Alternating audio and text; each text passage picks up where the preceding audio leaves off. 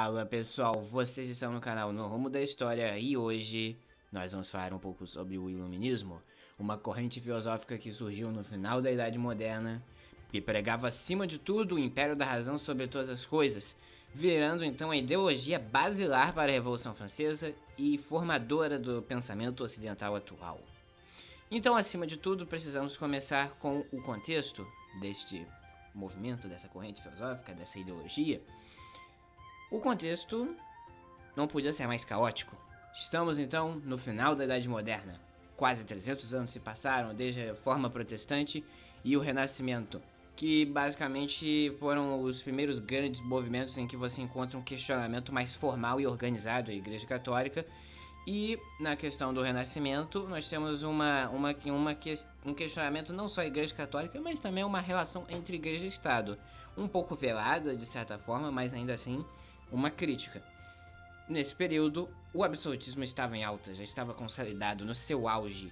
Basicamente, todos os países europeus eram monarquias e absolutistas, ainda por cima. A França era o mais notável expoente desse modelo de governo, o estandarte, o baluarte dessa forma de pensamento em que o rei manda e você obedece. O rei tem todo o poder e faz tudo enquanto você só obedece. Então, dessa forma de pensar absolutista, a França se destaca bastante. A França vai ser um dos primeiros países a adotar uma forma de governo mais absolutista. Tanto que a principal figura é esse cara aí da foto, Luís XIV, que falou aquela famosa frase, o Estado sou eu. Tudo isso já foi dito aqui no canal, no vídeo específico sobre isso. Então, se você ainda não viu, é muito importante que você tenha visto esse vídeo também.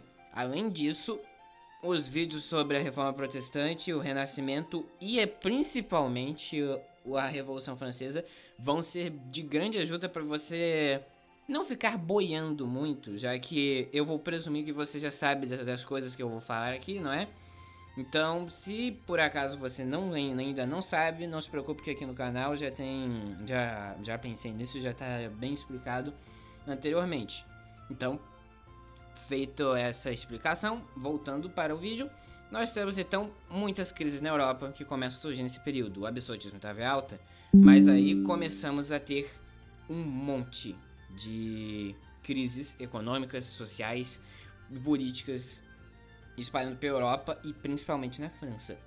Assim, os intelectuais de Inglaterra, Holanda e principalmente França vão propor uma nova forma de se pensar o mundo que questionava o antigo regime. Este modelo então será conhecido como Iluminismo. Em termos de características desse movimento então, podemos dizer que o Iluminismo prezava pelo racionalismo, não é? Que você, como eu já disse, a razão vista como o principal meio de entender o mundo e resolver os problemas sociais. Então eles acreditavam que somente a razão poderia esclarecer o homem e somente a razão poderia dirigi-lo a um futuro mais próspero. Além do racionalismo, nós podemos citar então o empirismo e o cientificismo, que basicamente é o conhecimento pela experiência, pelos testes. O humanismo, que era você pensar as coisas em torno do homem, não é? Desviando um pouco da igreja. O secularismo, que era você separar a igreja do Estado. O liberalismo, que era você valorizar as liberdades individuais do indivíduo.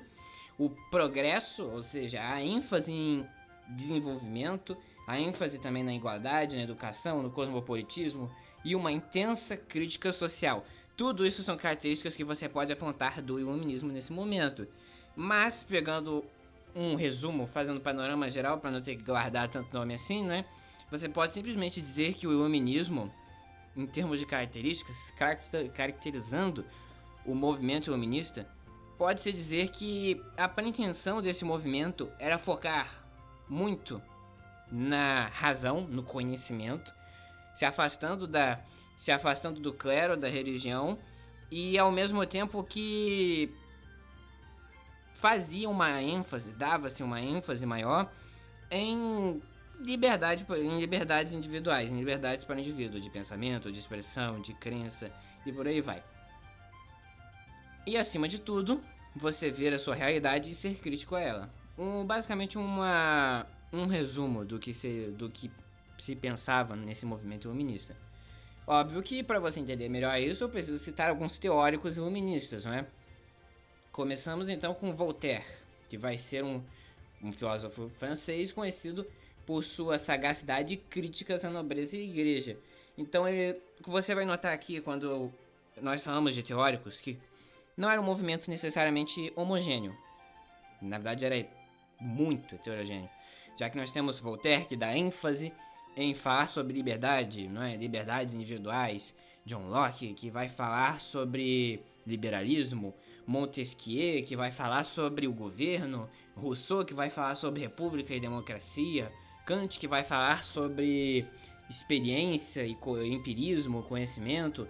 Diderot, enquanto Diderot e D'Alembert vão reunir todos esses conhecimentos. E, obviamente, nós temos em paralelo a todos esses filósofos franceses, Adam Smith, que vai organizar uma forma de pensamento econômico, o pai da economia, não é? Mas, então, pegando, então, em geral, esse movimento, nós podemos citar como principais teóricos, inicialmente Voltaire, né? Que vai ter essa pegada mais puxada para falar de liberdades individuais. John Locke, que vai introduzir a ideia de que a mente humana é uma tábua rasa. Ou seja, o homem, ele nasce em branco. E você, conforme vai crescendo, vai incutindo coisas nele. E aí ele vai se tornar alguma coisa depois. Então, enquanto Voltaire fala de liberdade, John Locke dá ênfase em educar o homem da forma certa, por assim dizer. E, seguindo mais para frente, nós temos então Montesquieu, que vai se focar muito na ideia de governo. Ele e Rousseau vão focar bastante em como deveria ser um governo, como é o governo ideal. Voltaire e Locke focam no homem ideal, enquanto em Montesquieu e Rousseau focam no governo ideal. Para Montesquieu, o governo ideal é aquele clássico que todo mundo conhece de cor e salteado recentemente, né? Em meio a tantas matérias e notícias sobre isso, que é a separação dos poderes. E com certeza tá na ponta da tua língua agora aí, ó. 3 poderes. Executivo, que são os presidentes, ministérios, agências, aplicam as leis. O legislativo, que é o Congresso, que faz as leis. E o judiciário, que julga, que aplica as leis. Em outras palavras, o executivo está aplicando, o legislativo está criando, enquanto o judiciário está julgando. 3 poderes independentes entre si, nenhum maior nem menor do que o outro, atuando em conjunto, sempre fiscalizando uns aos outros, garantindo que nenhum ultrapasse limites dos outros. Tudo isso na teoria, claro, tudo isso proposto por Montesquieu há mais de 300 anos. Mas nós temos então uma espécie de, entre aspas, rival, não é? Que é Rousseau. Que ele acredita que não é apenas a lei e a ordem que vão trazer uma organização, uma prosperidade para o país. Montesquieu acreditava que enquanto houvesse lei e ordem, já então chegando então nos primórdios do que mais para frente nós conheceremos como positivismo, Rousseau não acreditava que lei e ordem eram suficientes. Lei e ordem eram boas, eram interessantes, eram importantes, mas não eram apenas elas que deveriam existir para que o progresso existisse em conjunto. Em outras palavras, Rousseau acreditava que um governo, para ser ideal, para ser bem sucedido, tinha que ser do povo. Por isso defendia uma república. Enquanto Voltaire, por exemplo, acreditava em monarquia parlamentarista, Rousseau acreditava em república, um governo em que o povo estava sendo soberano. Ele acreditava que o homem nascia bom e que a sociedade o corrompia. Então, para ele, a sociedade precisava ser moldada. Ao mesmo tempo em que você pensava em um governo voltado para a sociedade. Ou seja, o governo ideal, o governo lindo, maravilhoso, bondoso, perfeitoso, é o governo em que o povo está no centro, a democracia. Por isso ele defendia a república. Enquanto nós temos então esses filósofos pensando no homem, pensando no governo, Immanuel Kant agora, o 4º membro de nossa lista de teólogos, vai focar na relação entre a experiência e o conhecimento, ou seja, ele vai para a filosofia mesmo, vai de cabeça na filosofia. Ele se enterra, especialmente naquele livro, né, Crítica da Razão Pura, em que ele chega e diz que não é apenas você jogar um monte de coisas no ar, tipo, existe a gravidade e existe a gravidade. Segundo Kant, não existe gravidade se não houver cálculos que mostrem a gravidade, basicamente. Um exemplo, não é? Então, para Kant, conhecimento só é conhecimento se for testado. Daí o tal do empirismo, conhecimento pela experiência. E nós temos então Denis Diderot e Jean-Léon d'Alembert, que serão os editores da Enciclopédia. Enciclopédia ou Dicionário Racional das Ciências, das Artes e das Matérias para uma sociedade de homens letrados. Que basicamente reunia tudo isso que a gente viu aqui atrás. De governo, John Locke, Montesquieu, Rousseau, tudo isso vai estar aqui, ó, bem encaixado. Cada um desses filósofos escrevia para essa enciclopédia, enquanto Diderot e D'Alembert reuniam tudo isso de uma forma bonitinha. Mas, em paralelo a isso, nós podemos então enxergar um outro filósofo que não se relacionava tanto assim com esses outros, que é o Adam Smith, o economista escocês que defendeu o livre mercado, o império da mão invisível, que frequentemente é conhecido como o pai da economia moderna por sua famosíssima, importantíssima obra A Riqueza das Nações, ou um estudo sobre as causas e efeitos da riqueza das nações. Só que o pessoal achou o nome muito grande, então disseram, quer saber, Riqueza das Nações tá bom. Então, você, como eu já falei no começo, e agora refrisando isso, olhando para esses teóricos, você vê. Cada um pensava de um jeito.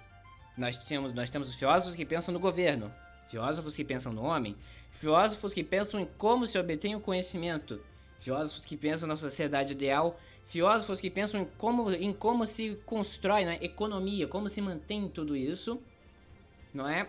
Que economia é isso, né? Economia vem do grego oikonomos, que quer dizer gestão da casa, basicamente. Ou seja, como que se ganha dinheiro, basicamente. Então, nós temos os que pensam no dinheiro, os que pensam no governo, os que pensam na sociedade, os que pensam no direito, na justiça, etc, etc, etc.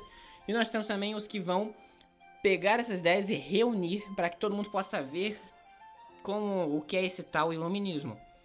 Então você percebe que é muito heterogêneo. Porque cada um focou em uma área, mas né, cada um tinha opiniões sobre as áreas que os outros estavam falando. Por exemplo, Voltaire, como eu já disse, falava sobre liberdade de expressão e sobre o homem, basicamente. Enquanto Rousseau falava sobre governo. Só que Voltaire tinha suas opiniões sobre governo. Ele acreditava que uma monarquia parlamentarista era muito boa. Enquanto Rousseau dizia que tinha que acabar com tudo e virar uma república. Então você entende que não havia uma união de pensamentos tão grande assim. O que eles tinham em comum, odiavam o antigo regime. Acreditavam que as coisas não podiam continuar do jeito que estavam e que tinham que mudar de algum jeito. Agora, como seria esse jeito, aí eles se divergiam bastante em alguns aspectos. Agora, se a gente entrar na parte mais histórica mesmo, é basicamente a Revolução Francesa. O iluminismo surgiu na França, Inglaterra e Holanda por causa daquelas crises todas que você sabe muito bem que aconteceram. Guerra dos 7 Anos, a Revolução Americana, todo um monte de países querendo independência, todo mundo vendo os escândalos de corrupção que estavam acontecendo em diversas monarquias. Basicamente o movimento ele já existia há muito tempo. O pessoal estava muito revoltoso já há muito tempo. Só que ele começou a ganhar força quando essas crises começaram a crescer. E aí todo mundo ficou com raiva, porque estava cheio de crise, principalmente na França. E os camponeses com raiva, porque estavam em condições deploráveis. Aquela coisa de sociedade estamental, os 3 estados. Os 3 doidos, os dois primeiros estados doidos para acabar com o terceiro. Toda vez que o terceiro reclamava de uma coisa, os camponeses reclamavam de uma coisa, vinha o clero e a nobreza pra em cima dele e negar qualquer coisa para ele.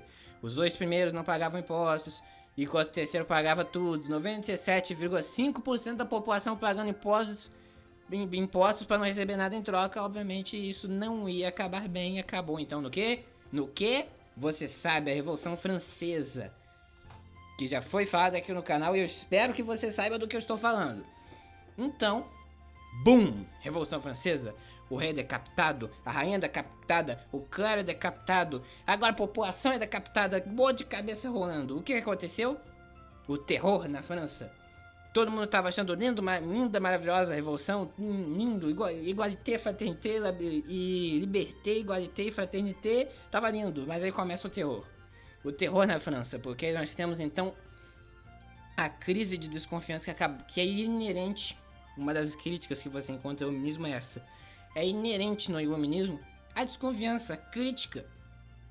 A crítica uns aos outros, porque cada um tem certeza de certas coisas dentro do iluminismo. Tipo, nós vamos ter na França girondinos e jacobinos. Os dois iluministas, mas como eu disse, não havia união de pensamentos. Uns achavam que o rei devia ficar vivo, os girondinos. Os jacobinos não. Os jacobinos venceram os girondinos e mataram o rei e depois partiram pra cima dos girondinos. E aí nós temos o terror na França. Então, para todo mundo que estava fora e até para a população que estava vendo isso, e agora também estava começando também a ver as próprias cabeças rolarem, ficou muito claro de que aquele ideal todo foi embora quando o objetivo principal, que era acabar com o absolutismo na França, foi atingido. Então, percebe-se então, a partir desse momento, que as críticas ao iluminismo também vão ficar muito fortes. E os países e as pessoas em geral vão ficar assim, meio... eu acho melhor eu não me meter nisso. E aí acaba que eles vão se afastando um pouco dessa ideia de iluminismo dos outros países, enquanto na França tava doideira total mesmo. Tava cabeça rolando, todo mundo morrendo, até que chega Napoleão, aproveita o caos pra virar o imperador, e agora quem manda aqui sou eu. E aí acabou a Revolução Francesa, como vocês viram, certamente no vídeo que eu já falei sobre isso. Então, no final das contas, essas críticas todas culminaram então no romantismo, que vai tomar o lugar do iluminismo como filosofia a partir da Idade Contemporânea, né? Que, como vocês sabem muito bem, a partir do momento que a cabeça do rei rolou pelo cadafalso, acabou-se a Idade Moderna e nós temos então a Idade Contemporânea, que vai até os dias atuais. Então, o romantismo será essa nova filosofia desse novo homem, dessa nova sociedade contemporânea, já que o iluminismo, digamos assim, teve o seu papel. Podemos dizer, então, que o iluminismo ele gerou muitas consequências. Muitas. Eu ia ficar uma hora falando de tudo. Então, panorama geral disso, nós temos então o desenvolvimento da ciência, mais liberdades individuais, a democracia, o direito e as ideias de separação de poderes e de governo que nós temos hoje em dia. Tudo isso basicamente vem da Revolução Francesa, do Iluminismo. Entretanto, esse movimento teve certos equívocos em alguns pontos. É extremamente eurocêntrico, falhou em pensar mais nos mais pobres, sucumbiu a ideários de riquezas exacerbados, ao materialismo, não é mesmo? E errou bastante, mas é inegável que as suas ideias formularam as bases para a sociedade ocidental moderna. E aqui eu preciso fazer uma pequena observação que com certeza você está aí em casa com essa dúvida. E o despotismo esclarecido? Bom, o despotismo esclarecido é um caso um pouco meio diferente, assim, um pouco confuso. Podemos dizer então que o despotismo esclarecido foi uma consequência do iluminismo. Ele foi uma forma de governo que surgiu durante o século XVIII, que foi a tentativa de achar o meio termo. Os reis perceberam, a coisa tá feia, gente. A coisa tá feia. O rei da França já foi embora. O rei da França já era, a rainha da França já era, a aristocracia da França já era, o clero da Rússia já era. E é o que a gente faz? Primeiramente eles fizeram a guerra e tal, mas perceberam, não tem como, gente. A população agora viu que dá. Não dá mais pra empurrar com a barriga as revoltas da população, o que a gente faz? Então eles pensaram, vamos unir o útil ao agradável, a fome com a vontade de comer. Nós precisamos dar algo para a população. Pão em circo não está adiantando mais. O que a gente faz? Une princípios iluministas, mas ao mesmo tempo permanecemos absolutistas. Ou seja, nós vamos então fazer reformas administrativas, jurídicas e econômicas baseadas na razão e no conhecimento científico. Nós vamos então ter tolerância religiosa, fomento à educação e incentivo ao desenvolvimento econômico. Tudo isso dentro do meu abraço estatal, não é mesmo? Então você entende que a ideia do despotismo esclarecido era fazer reformas, ao mesmo tempo que o rei permanecia lá, reinando, governando. Mas, para não dizerem que o rei não estava mudando, faziam umas reformazinhas, construíam uma universidade aqui, outra ali, incentivavam um cientista aqui, outro ali, para dizer que eles estavam incentivando conhecimento, querendo que a população fosse desenvolvida, alcançasse o progresso, o esclarecimento. Mas não era bem isso que eles estavam querendo mesmo, né? Mas são coisas da história. Enfim, é aquele clássico das pessoas querendo se segurarem ao pouco poder que elas têm. Mas, como principais exemplos de déspotas esclarecidos, para você aí poder anotar no seu caderno, e para você relacionar isso com algum rei, nós podemos falar de Frederico II da Prússia, provavelmente o mais emblemático exemplo. Catarina II da Rússia, empatada com Frederico e José II. Aí sim, isso aí não é muito conhecido. Mas Frederico e Catarina II são geralmente os mais conhecidos. São os que geralmente tem que vir na sua cabeça. Quando fala de despotismo esclarecido, ou Frederico ou Catarina II, tem que estar em sua mente agora. Entendeu? Frederico fez reformas militares e judiciais e educacionais, enquanto Catarina aboliu